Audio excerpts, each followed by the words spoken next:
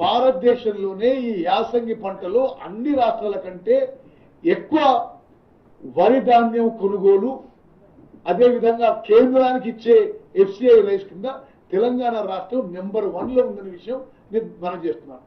Next, ఇది ప్రత్యేకంగా తెలంగాణ రైతాంగం కూడా అందరూ గమనించారు. తెలంగాణలో మేము వచ్చిన తర్వాత వరి ఉత్పత్తి పెరుగుతుంటే, paddy production పెరుగుతుంటే,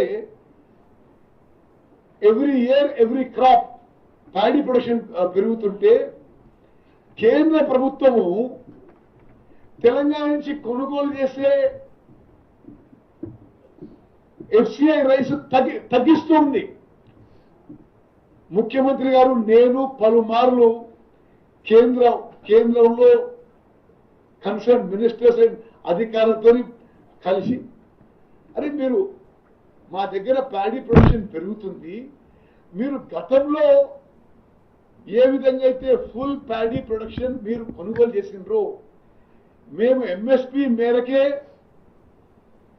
MSP terms and condition మేరకే ప్రొక్యూర్ చేస్తున్నాము అంటే, మరి ఇది ఒక పక్షపాత ధోరణో ఇతరో ఈ బీజేపీ వాళ్ళు ఇది ఈ కళ్ళాల చుట్టూ తిరిగే బదులు కేంద్రానికి పోయి ఇప్పుడు మేము ప్రొక్యూర్ చేసే మొత్తం ధాన్యాన్ని కొనుగోలు చేయాలి, కేంద్రం కొనుగోలు చేయాలి.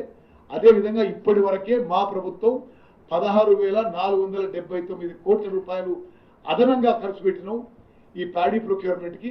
ఆ అమౌంట్ కట్టి మన దగ్గర ఈ ప్యాడీ రైస్ తీసుకోమని చెప్పి వాడు కేంద్ర ప్రభుత్వం ఒప్పియాలని చెప్పి డిమాండ్ చేస్తున్నాం. నెక్స్ట్,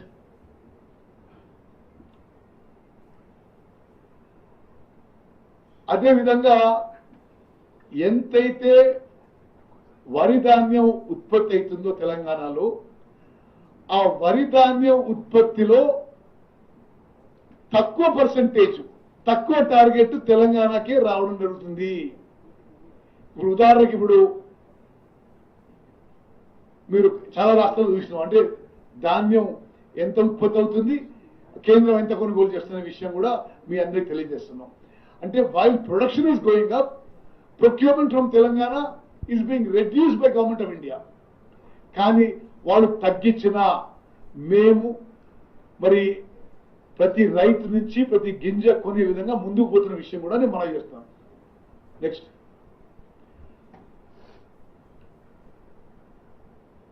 మీకు